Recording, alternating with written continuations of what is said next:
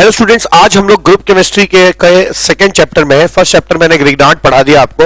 इस चैप्टर को भी ये ट्रेडिशनल चैप्टर नहीं है। यहाँ पे मैं ऑक्सीडेशन, रिडक्शन और हाइड्रोलिसिस पूरी ऑर्गेनिक में जहां जहां भी है सबसे बटोर कर मैं यहाँ पढ़ा देता हूँ।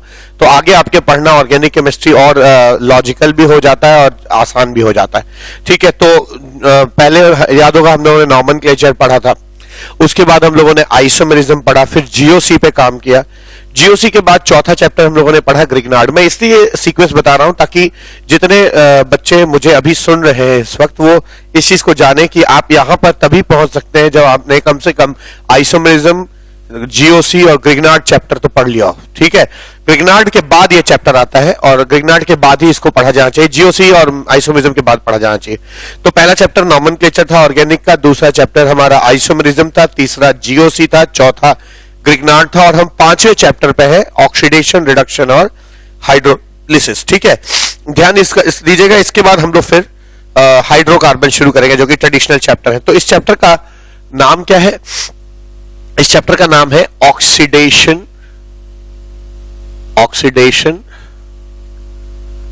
Reduction and hydrolysis.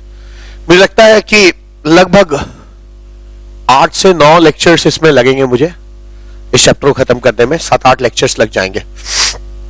ठीक है, तो आज इस फेरिस्ट में पहला लेक्चर है लेक्चर 1। लेक्चर 1 शुरू कर रहे हैं हम लोग। लेक्चर 1 में पहले मैं आपसे रिडक्शन की बात करूंगा। रिडक्शन के बाद हम लोग ऑक्सीडेशन की बात करेंगे। रिडक्शन में मुझे लगता है 5 लेक्चर लगेंगे, ऑक्सीडेशन में 4 लेक्चर लगेगा और हाइड्रोलिसिस में 1 लेक्चर लगेगा या उसी में 4 ही लेक्चर्स में हो जाएगा। तो मुझे लगता है कि टोटल 9 या 10 इसमें लेक्चर्स लगना चाहिए। पहला लेक्चर है, पहले लेक्चर में हम रिडक्शन की बात कर रहे हैं। तो रिडक्शन का मैं आपको क्या क्या बताऊंगा, मैं उसका खाका यहां खींच रहा हूं। रिडक्शन में मैं 4 तरह के रिडक्शंस बताऊंगा आपको।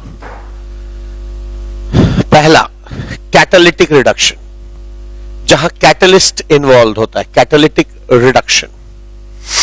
कैटालिटिक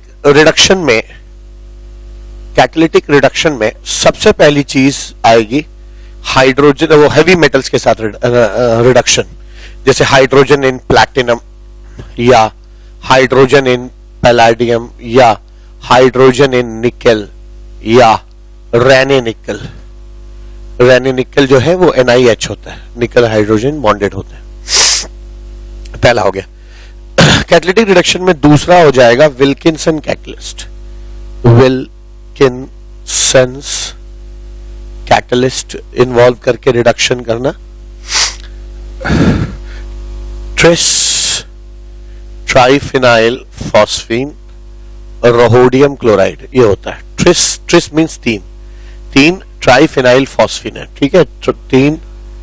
ठीक है, तो rhodium chloride, tris triphenyl phosphine. Phosphine होता है PH3 फॉस्फीन होता है, उसके सारे H हटा के फिनाइल लग जाएगा, ट्राइफिनाइल फॉस्फीन कहेंगे। इसके बारे में मैं आपको कोऑर्डिनेशन केमिस्ट्री में बेहतर बताऊंगा। तो ये रोहोडियम हो जाएगा, RH रोहोडियम क्लोराइड, PPH3 ऐसा हो जाए। नेक्स्ट है लिंडलार कैटलिस्ट। लिंडलार्स कैटलिस्ट हो जाएगा hydrogen in palladium poison by calcium carbonate dissolved in sulphur क्विनोलाइन।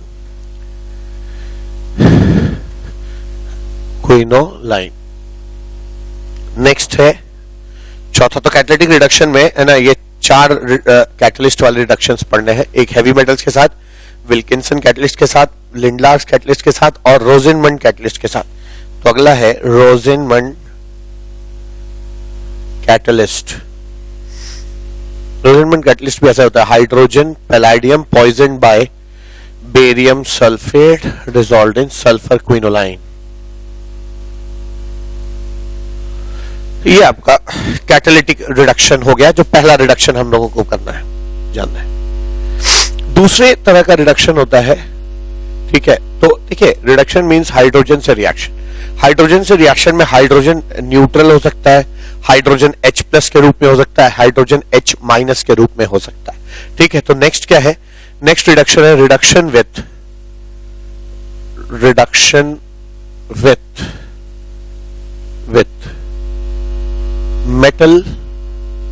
Metal and H plus proton. Metal और प्रोटॉन को यूज करके जो रिडक्शन होता है ना, उस रिडक्शन की हम यहां पे बात करेंगे। ऐसे भी 2-3 रिडक्शन है, याद रखिएगा। इसमें H प्लस यानी प्रोटॉन यानी कोई एसिडिक हाइड्रोजन का सोर्स होता है, वहां वो चीज रिएक्ट करती है, साथ में एक मेटल होता है। H प्लस जो है वो H प्लस एसिड से आता है, जबकि ये प्लस फॉर्म है, और मेटल से हमें इलेक्ट्रॉन नेगेटिव चीज मिलती है। मैं इसके डिटेल में आऊंगा तो आपको समझ में आएगा। इसके एग्जांपल्स क्या हो जाएंगे? पहला बर्श रिडक्शन,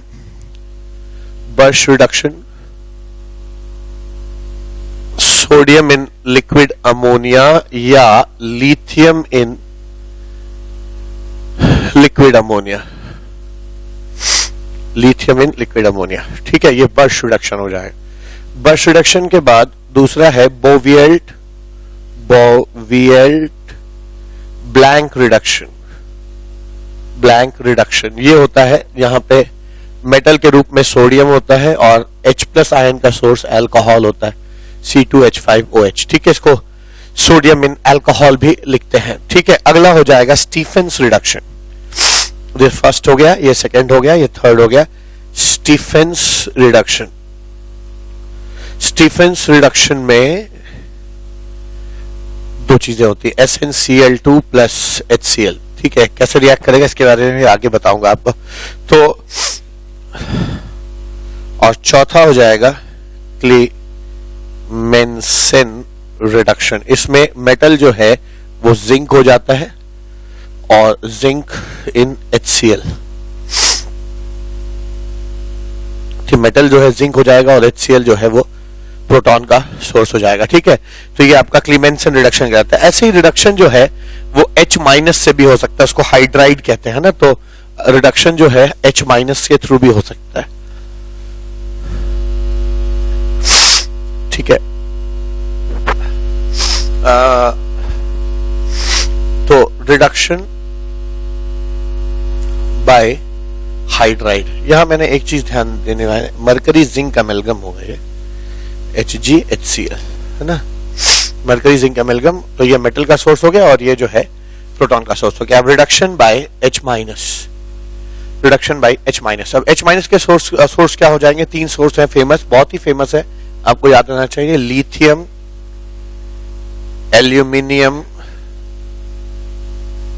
हाइड्राइड, जो शॉर्ट फॉर्म में LaH भी लिखते हैं या LiAlH4 भी लिखा जाता है, ठीक है। ऐसे ही सेकंड हो जाएगा सोडियम, लिथियम की जगह सोडियम हो गया अल्कली मेटल, और एल्यूमिनियम वही रहा, सोडियम एल्यूमिनियम, सॉरी, एल्यूमिनियम की जगह बोरॉन हो जाएगा, सोडियम बोरोहाइड्राइड,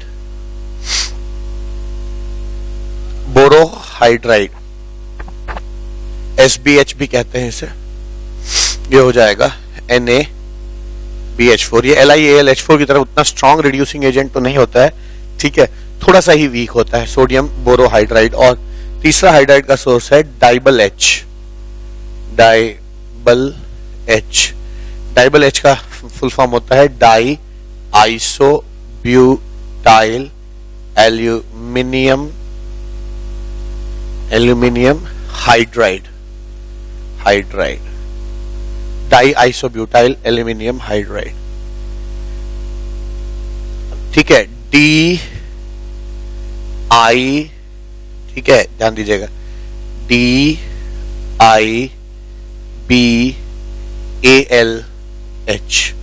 यहां से इसका नाम आया डाइबल H, ठीक है, DIBALH डाइबल H।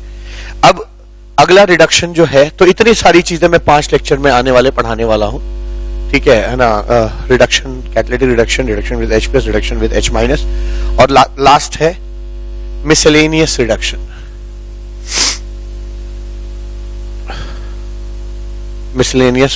इसमें भी 3 लोग हैं जो इन तीनों कैटेगरी में नहीं फॉल करते हैं। पहला है रेड फॉस्फोरस प्लस HI, दूसरा है मीरवीन वीन पॉन्डॉर्फ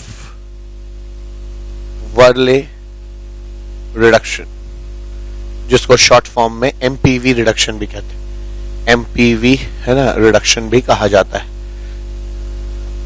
और तीसरा और आखिरी जो है वो हो जाएगा वुल्फ किशनर रिडक्शन।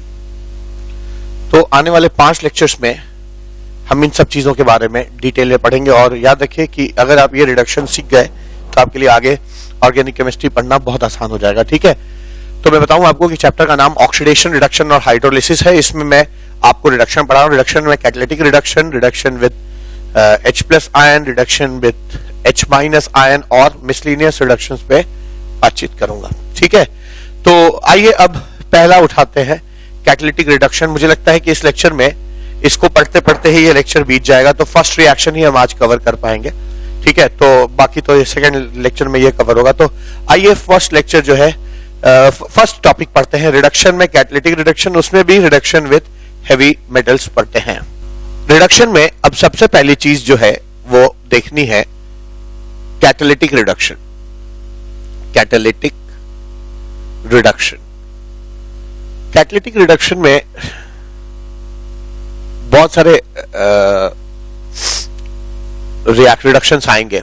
ठीक है, अब उसमें क्या है, पहला मैं बता रहा हूं आपको कि हेवी मेटल से ना कैसे जो है रिडक्शन किया जाता है। ठीक है, तो कैटालिटिक रिडक्शन यूजिंग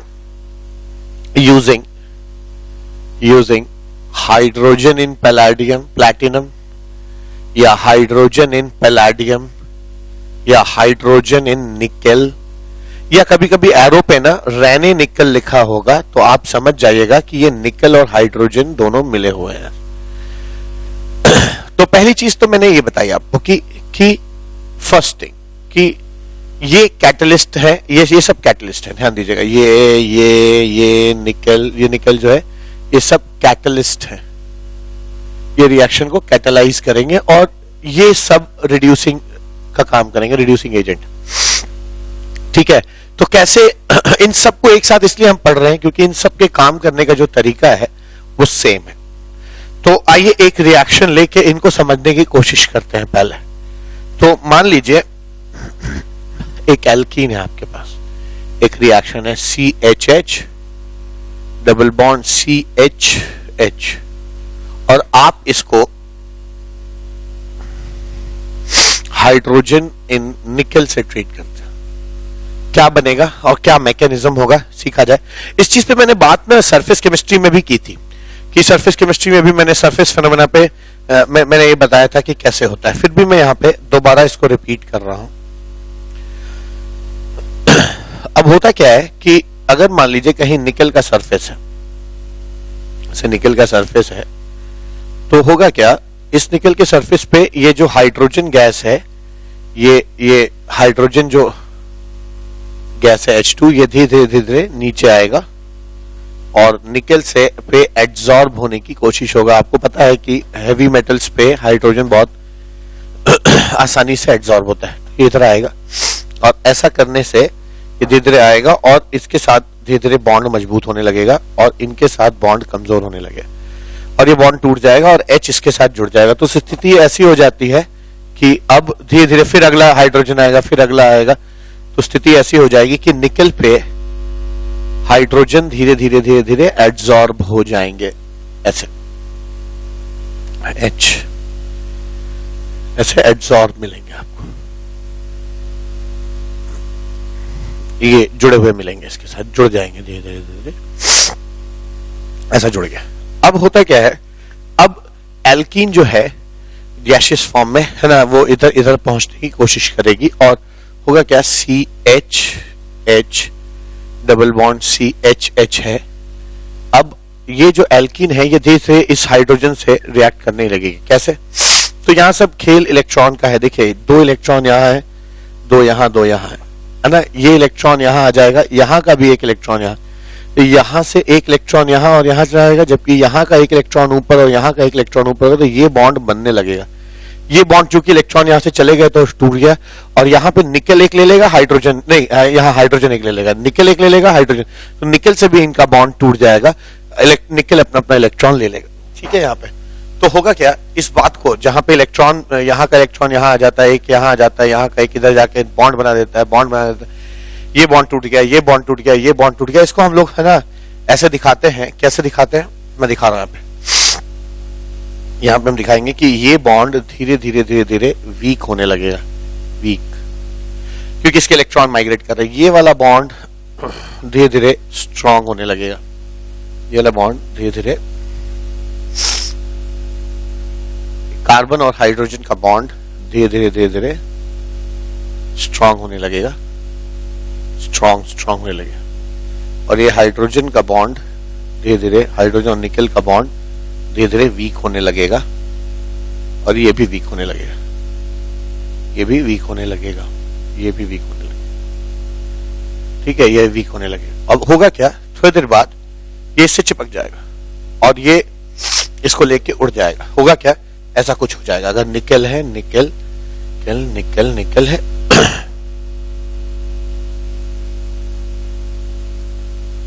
तो यहां का जो हाइड्रोजन है वो तो है, और इधर के भी दो हैं, इधर के दो हाइड्रोजन जो है बीच के, उनको एल्कीन जो है अब लेके उड़ जाएगा, यानी ये ऐसा हो जाएगा CH, ये वो हाइड्रोजन है जो यहां से लिया गया है, अभी यहां था, तो धीरे धीरे धीरे धीरे ऊपर चला गया, और यहां का भी हाइड्रोजन ऊपर चला जाएगा, और ऐसे हो जाएगा HC डबल बॉन्ड H, ठीक है, और हाँ ये सिंगल बॉन्ड हो जाएगा, सॉरी H, ऐसे हो जाएगा, और यहाँ का भी हाइड्रोजन जो है वो लेके उड़ गया है। तो हुआ क्या, आपने देखा कि निकल सरफेस पे हाइड्रोजन पहले चिपकता है, फिर एल्कीन आकर दो हाइड्रोजन चिपकाकर उड़ जाता है, ठीक है। ध्यान देने वाली बात यह है कि ये दोनों जो हाइड्रोजन है वो एक ही दिशा में होंगे, क्योंकि निकल सरफेस जो है वो ये ऐसे दो तरफ से सरफेस नहीं होगा, एक सरफेस पर निकल होगा, उस पर हाइड्रोजन चिपके होंगे, एल्कीन उतरेगा, दो चिपका के निकल जाएगा, तो दोनों हाइड्रोजन एक ही साइड चिपकेंगे।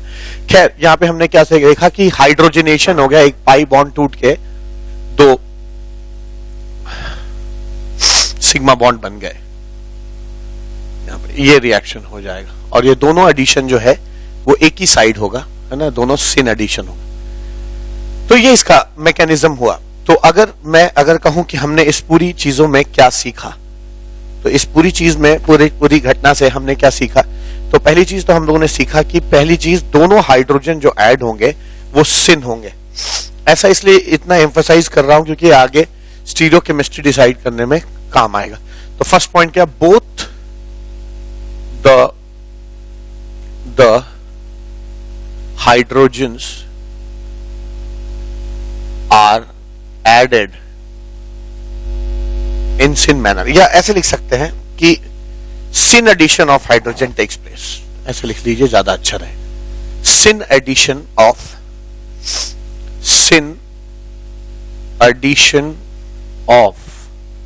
Hydrogen takes place.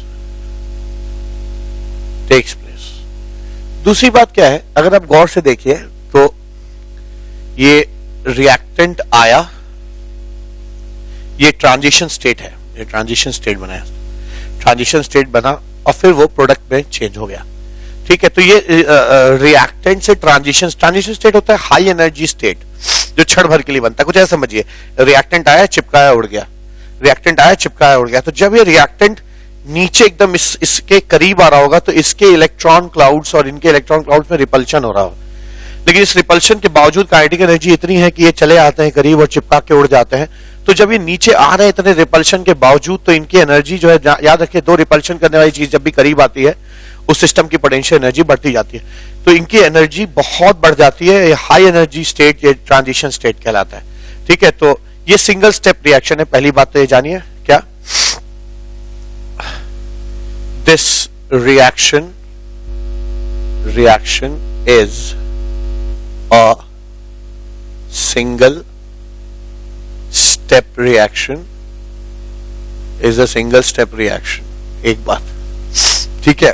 और सिंगल स्टेप रिएक्शन है। और दूसरी बात क्या है कि आप देख रहे हैं कि यहां पे एक पाई बॉन्ड तोड़ा गया, तो पाई बॉन्ड तोड़ने में एनर्जी कम लगेगी और दो नए सिग्मा बॉन्ड बने। सिग्मा बॉन्ड की एनर्जी पाई बॉन्ड से ज्यादा होती है क्योंकि सिग्मा बॉन्ड मजबूत होते हैं, तो दो सिग्मा बॉन्ड में बहुत ज्यादा एनर्जी रिलीज होगी, तो इन्वेस्टमेंट कम लगा और ना आपका एनर्जी ज्यादा रिलीज हुआ, पहले लगा जो बॉन्ड तोड़ने में पाई वो बहुत कम लगा और 2 सिग्मा बॉन्ड बनने पर एनर्जी जो रिलीज हुई वो ज्यादा हुई। तो नेट नेट हम प्रॉफिट का सौदा है ये, इसमें नेट नेट एनर्जी रिलीज होती है। तो इसलिए हम कह सकते हैं कि ये जो रिएक्शन है वो एक्सोथर्मिक रिएक्शन है। तो this reaction means catalytic hydrogenation by heavy metals, this reaction is a exothermic reaction. ठीक है, ये एक्सोथर्मिक रिएक्शन होगा, इसमें नेट नेट एनर्जी रिलीज होगी। ठीक है, ध्यान दीजिएगा। इसका मैं है ना, अगर मैं एनर्जी प्रोफाइल बनाना चाहूं तो ऐसे बना सकता हूं, यहां पे मैं बना रहा हूं एनर्जी प्रोफाइल। अगर बनाना चाहूं तो ऐसे बना सकता हूं क्या कि रिएक्टेंट की एनर्जी ज्यादा है, एक स्टेप में ये प्रोडक्ट में चेंज हो जाएगा। ठीक है, इसको इस हाई एनर्जी स्टेट को हम ट्रांजिशन स्टेट कहते हैं। ये जो कोऑर्डिनेट है ये एनर्जी का कोऑर्डिनेट है, जबकि इस कोऑर्डिनेट को हम लोग रिएक्शन कोऑर्डिनेट कहते हैं। इसको कहते हैं रिएक्शन कोऑर्डिनेट, मतलब यहां से यहां की तरफ रिएक्शन हो रहा है, रिएक्शन कोऑर्डिनेट, या टाइम भी कह सकते हैं, या टाइम का भी कोऑर्डिनेट कह सकते हैं।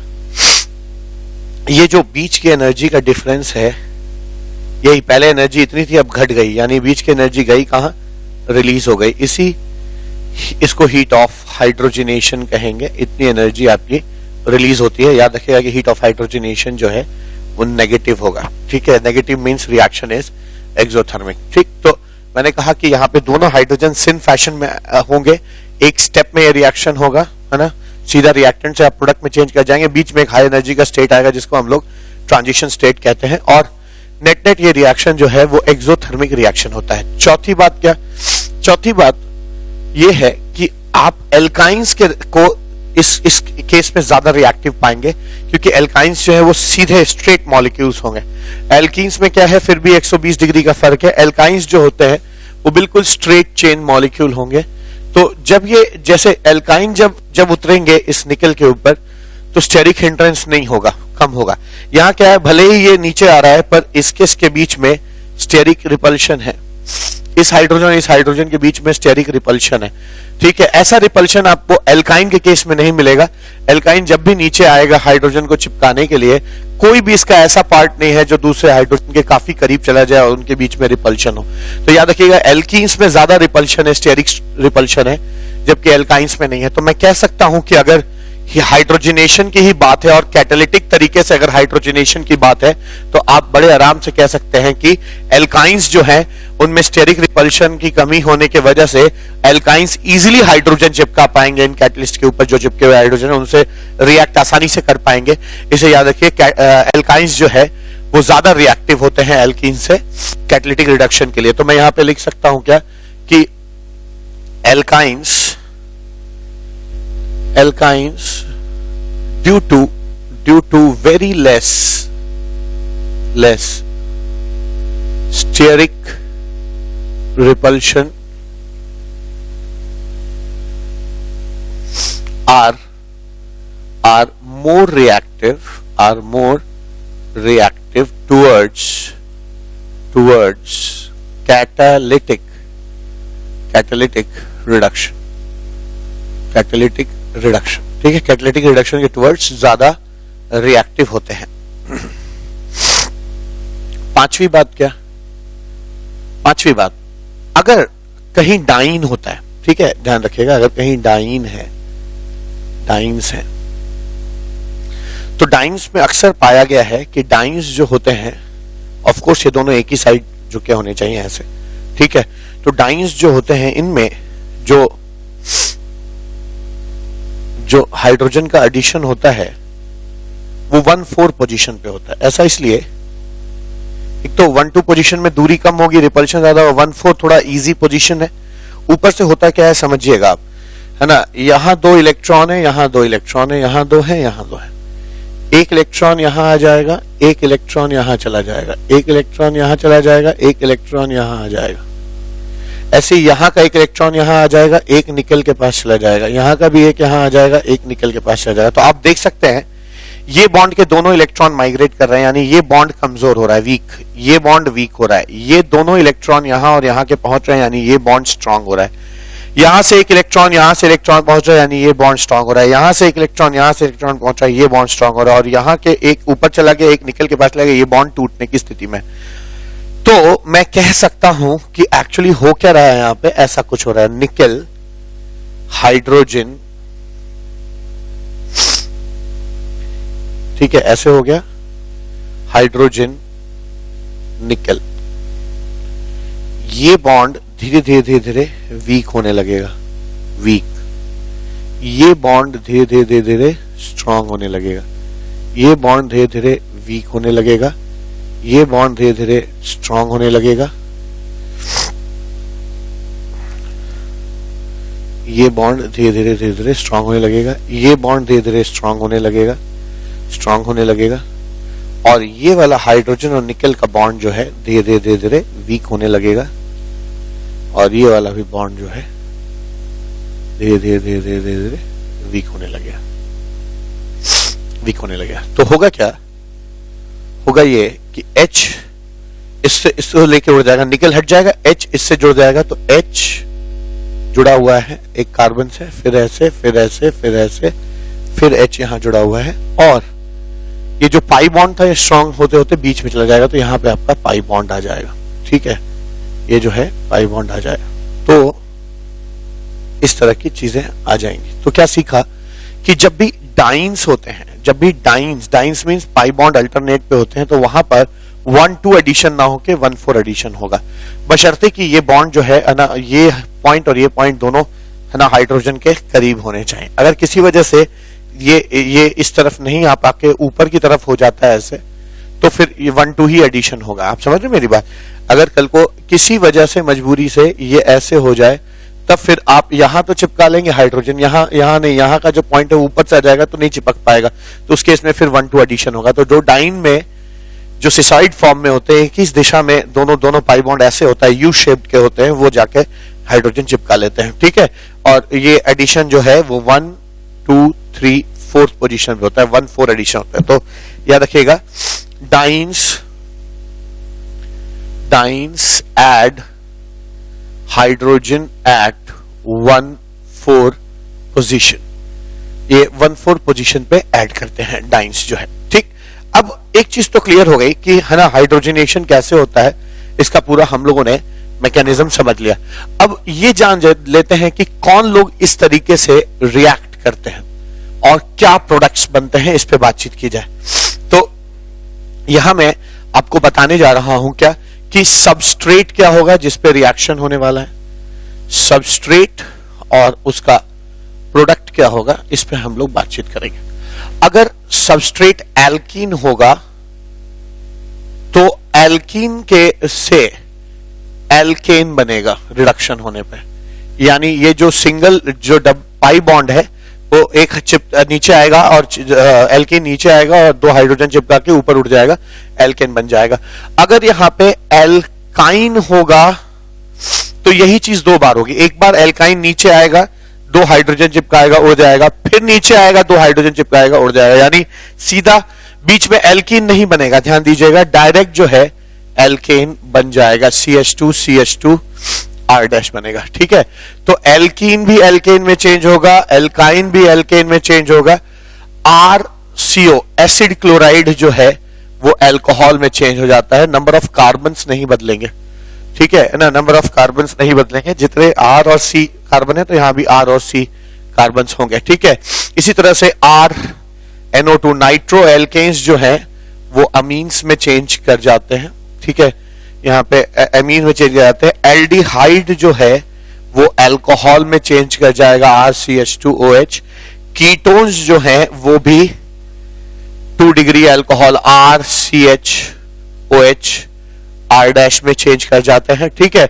और लास्ट में साइनाइड जो है वो भी अमीन्स में चेंज कर जाता है, RC, कार्बन की संख्या नहीं बदलती है, CH2NH2 हो जाएगा, ठीक है। तो मैं यहां पे इस चीज को एक बॉक्स में कर दे रहा हूं और आपको ये बॉक्स याद रखना है। जितने भी रीडर्स पढ़ रहे हैं ऐसे में बॉक्स बनाता रहूंगा और ये बॉक्स आपके क्विक रिवीजन में बहुत साथ देंगे आने वाले समय में। जब भी आपको रिवाइज करना होगा आप अपने नोट्स में ऐसा ही बॉक्स बना लीजिए और आपको पता चल जाएगा कि कौन किससे रिएक्ट करेगा।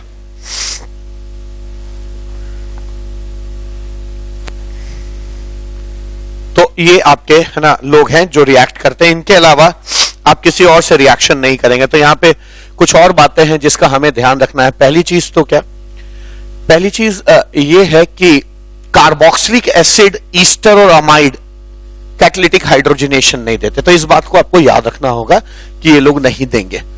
ठीक, तो मैं इस बात को लिख दे रहा हूं, नोटेबल बात है जो याद रखनी है। नोट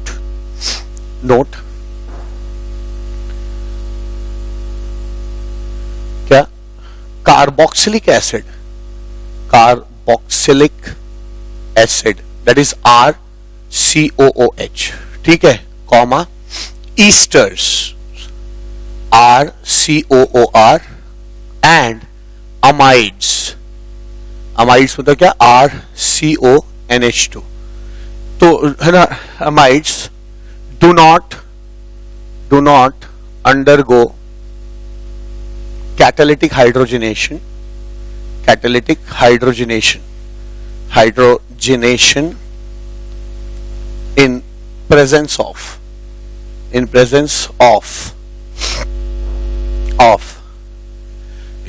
of platinum, palladium और nickel. Catalytic hydrogenation in presence of platinum, palladium and nickel as catalyst. एक चीज। दूसरी चीज क्या, दूसरी चीज तो आप गौर से देखिए, अगर ऑक्सीजन कंटेनिंग है तो अल्कोहल में चेंज होगा, ऑक्सीजन और नाइट्रोजन दोनों होंगे तो NH2 में चेंज करेगा। ऑक्सीजन कंटेनिंग है तो अल्कोहल, ऑक्सीजन है तो अल्कोहल, नाइट्रोजन है तो अमीन। तो एक क्रूड रूल है क्या कि कैटालिटिक हाइड्रोजनेशन करते वक्त अगर आपके पास कंपाउंड में खाली ऑक्सीजन है तो अल्कोहल बनाइए, खाली नाइट्रोजन है तो अमीन बनाइए, और ऑक्सीजन नाइट्रोजन दोनों है तो आप उसको अमीन में चेंज करेंगे। तो पहली नोटेबल बात ये हो गई। दूसरी नोटेबल बात क्या है, if any compound has oxygen then it converts into alcohol by catalytic reduction.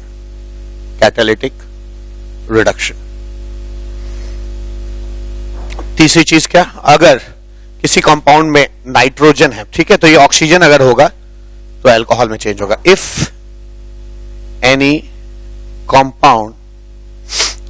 Compound has only nitrogen, है ना, ओनली ऑक्सीजन लिखना चाहिए था मुझे,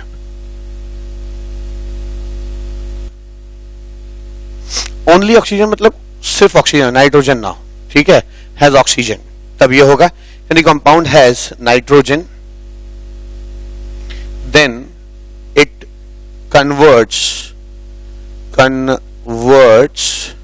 into amines by catalytic reduction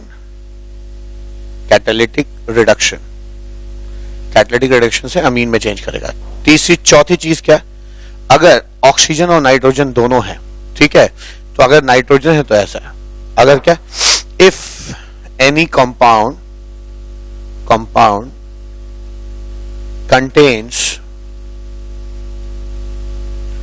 contains both oxygen and nitrogen,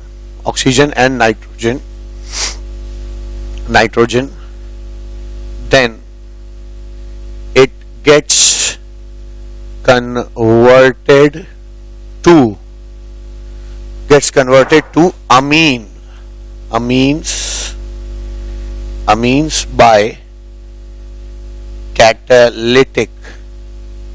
amines by catalytic reduction।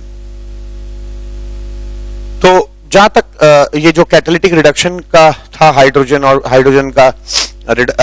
से reduction platinum, palladium और निकल के प्रेजेंस में या रेनी निकल के प्रेजेंस में, ये जो रिडक्शन था इसको मैंने इसका थ्योरी पार्ट यहाँ पे खत्म कर लिया। आइए अब इसको बहुत अच्छे से जो हमने पढ़ा है, जो भी हम लोगों ने पढ़ा है, इसको अच्छे से समझने के लिए आइए इस पे कुछ क्वेश्चंस करते हैं। ये टेबल में मिटाने वाला नहीं हूं क्योंकि इसको हम लोग यूज करेंगे, ठीक है। तो आइए इसको समझने के लिए कुछ क्वेश्चंस करते हैं। अब यहाँ पे क्या है, आपने पढ़ा कि एल्कीन जो है एल्केन बदल जाता है, तो बड़ा सिंपल है, ये चीज एल्केन बदल जाएगी। एल्काइंस जो है आपने देखा एल्केन बदल जाएंगे, तो ये भी जो है CH3 CH2 CH3 यहाँ पे ऑफ कोर्स 2 मोल लग जाएगा ये और दोनों सैचुरेट हो जाएगा। ऑक्सीजन कंटेनिंग मैंने बताया था अल्कोहल में चेंज कर जाएंगे, कीटोन है, ऑक्सीजन कंटेनिंग है, ये भी अल्कोहल में चेंज कर जाएगा। नाइट्रोजन कंटेनिंग चीजें अमीन में चेंज कर जाती हैं, तो यहां पर जो है CH2NH2 बन जाएगा। नाइट्रोजन ऑक्सीजन दोनों हो तब भी अमीन बनता है, तो यहां पर जो है NH2 हो जाएगा। ये अजाइड आयन है, ठीक है, ये अजाइड है। तो अजाइड में सबसे पहले नाइट्रोजन, मैंने पढ़ाया था आपको GOC में कि अगर कहीं कोई स्टेबल गैस बनती है तो वो अगर लिविंग ग्रुप है, वो लीव करते वक्त स्टेबल गैस अगर बनती है तो सबसे अच्छा लिविंग ग्रुप होता है, वो बिना कुछ पूछे, बिना कोई अटैक हुए सीधा लीव कर जाता है। तो ये चीज जो है वो लीव कर जाएगी और नाइट्रोजन जो बच जाएगा वो हाइड्रोजन चिपका के NH2 में बदल जाएगा। तो याद रखिए कभी भी अजाइड बने तो नाइट्रोजन गैस बड़े आराम से रिलीज हो जाती है, क्योंकि जब भी लिविंग ग्रुप एक स्टेबल गैस होती है तो वो लीव कर जाती है। यहां आ जाएगा CH3 CH2 CH2 NH2 plus N2, ऐसे हो जाएगा, ठीक है। इसी तरह पर यहां पे क्या हो जाएगा, अगर ऑक्सीजन है तो अल्कोहल बनेगा, नाइट्रोजन होता तो अमीन बनता, तो यहां पे Cl हट जाएगा और यहां पे एक कार्बन तो पहले से OH बन जाएगा, ऐसे OH बन जाएगा, अल्कोहल बन जाए। अब अगर एक्सेस होगा तो ये पाई बॉन्ड भी रिड्यूस हो जाएगा और ये डबल बॉन्ड वो भी रिड्यूस हो जाएगा, तो ये चीज जो है ऐसे आ जाएगी OH। अगर 1 मोल होगा, अब ध्यान दीजिएगा कि ये डाइन है और ये जो भले ही देखने में लग रहा है ये ऊपर है, ये नीचे है, पर ये सिंगल बॉन्ड है और सिंगल बॉन्ड के अबाउट हमेशा चीजें क्या करती हैं, रोटेट करती है। तो ये चीज जो ऐसे है ना, ऐसे है, ये रोटेट करके इस सिंगल बॉन्ड के अबाउट ऐसे भी आ सकती है नीचे की तरफ। तो ये अगर देखने में ऐसा है, लेकिन ये बीच वाला सिंगल बॉन्ड होने की वजह से ये रोटेट कर सकता है, रोटेट करके ये ऐसी पोजीशन में आ जाएगा, ऐसी पोजीशन में आ जाएगा। ध्यान दीजिए कि अगर ऐसी चीज होगी तब रोटेट नहीं कर पाएगी, और बीच में पाई बॉन्ड होता है तब तो ये और ये पोजीशन फिक्स हो गया, तब इसको हम सिस कहते हैं।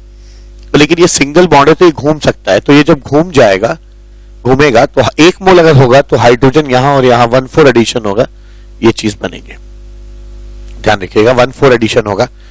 और चूंकि ये सिंगल बॉन्ड है बीच में, इसलिए भले ही लिखने में ऐसे था, पर वो जो ऊपर की तरफ वाला पार्ट था वो घूमकर नीचे आ जाएगा। ये भी वही बात है, ये भी घूम सकता है, तो ये जो ऐसे है ना, ये जो ऐसे है ये घूमकर इधर भी आ सकता है, ऐसे, ठीक है, ऐसे आ सकता है घूमकर, क्योंकि सिंगल बॉन्ड के अबाउट रोटेशन संभव है। ऐसा मैंने कन्फर्मेशनल आइसोमरिज्म में बहुत डिटेल में बताया है। तो यहां पर पहले क्या होगा, अगर एक्सेस लेंगे आप तो पहले 1,4 एडिशन हो जाएगा और ये चीज बनेगी, और फिर से जब हाइड्रोजनेशन होगा, दोबारा से हाइड्रोजनेशन जब होगा, हाइड्रोजन इन निकल,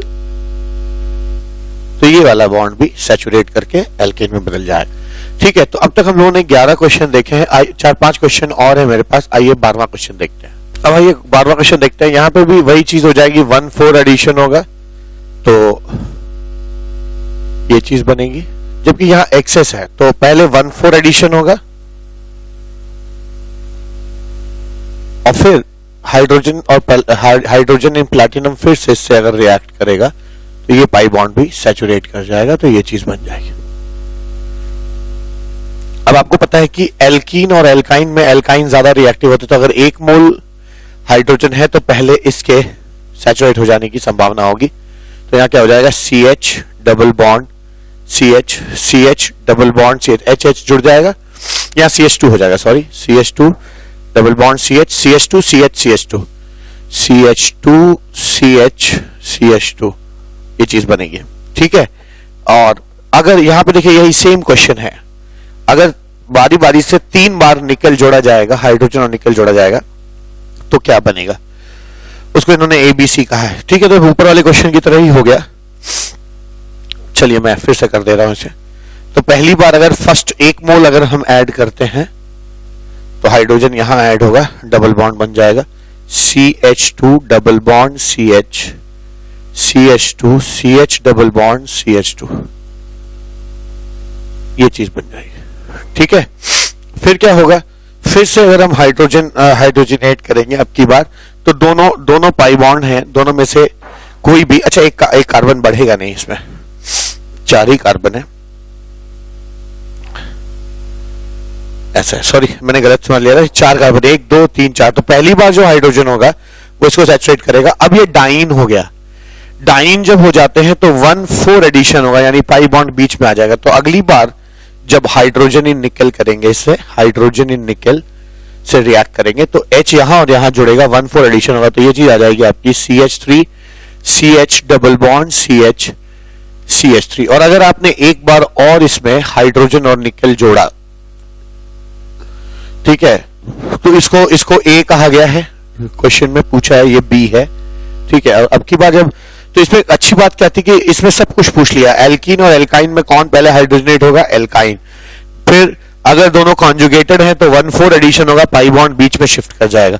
और तीसरी बार ये दोनों हाइड्रोजनेट कर जाएंगे, क्या आ जाएगा ये CH3 CH2 CH2 CH3, ये आपका C हो जाएगा, ठीक है, ये C हो जाएगा। ऐसे ही यहां पे आइए, है ना, 16th क्वेश्चन है। अब यहां पे अगर 1 मोल हाइड्रोजनेशन करना है तो वहां होगा जहां स्टेरिक हिंड्रेंस कम होगा।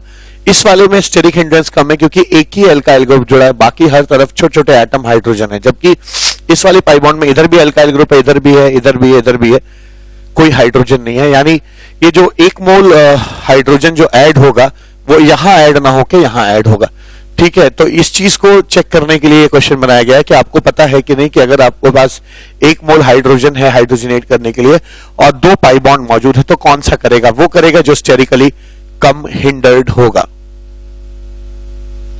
ये चीज आ जाएगी, ठीक है। ये फाइनल प्रोडक्ट बनेगा। अब देखिए ये सिसॉइड फॉर्म में है, दोनों पाई बॉन्ड एक ही तरफ है, तो इसमें 1,4 एडिशन हो सकता है, ठीक है, 1,4 एडिशन होगा, तो यहां हाइड्रोजन ऐड होंगे। ये आप देख सकते हैं, ये कुछ इस तरह का है, दोनों पाई बॉन्ड एक ही साइड है। अगर आप इसको ऐसे घुमा के ऐसे कर दें तो ऐसा दिखाई पड़ने लगेगा ये दोनों, तो ऐसे केस में 1,4 एडिशन हो जाता है, तो इसमें 1,4 एडिशन हो जाएगा, तो क्या बनेगा, ये चीज ऐसे हो गई, 1 और 4 एडिशन होगा, पाई बॉन्ड बीच में शिफ्ट कर जाएगा, ये चीज यहां आ जाएगी ऐसे, ठीक है, ये चीज यहां पे शिफ्ट कर जाएगी, ठीक है। और यहां पे क्या होगा, यहां पे ये है कि यहां ये और ये पाई बॉन्ड अगर इधर होता तो 1,4 एडिशन हो सकता है, ये इधर है और दूसरे साइड है, तो कभी भी ये मॉलिक्यूल अगर नीचे से डिप भी करेगा तो ये दोनों पाई बॉन्ड पहले टच करेंगे, नहीं टच करेगा, और ये घूम भी नहीं सकता, इसके अबाउट रोटेशन पॉसिबल नहीं है क्योंकि ये रेस्ट्रिक्टेड है, सब तरफ से जुड़ा हुआ है, ठीक है। तो इसमें क्या होगा, यहां पर जो 1,4 एडिशन हुआ था, है ना, यहां पे खाली 1,2 एडिशन होगा, 1,2, यहां 1 और 4 एडिशन हुआ था, 1 2 3 4, 1,4 एडिशन होता है, यहां पे 1,2 एडिशन होगा। चाहे ये आप सैचुरेट कर दीजिए, चाहे ये कर दीजिए, मॉलिक्यूल सिमेट्रिक है, ऊपर वाला मैं सैचुरेट कर रहा हूं तो उसमें ये प्रोडक्ट बनेगा।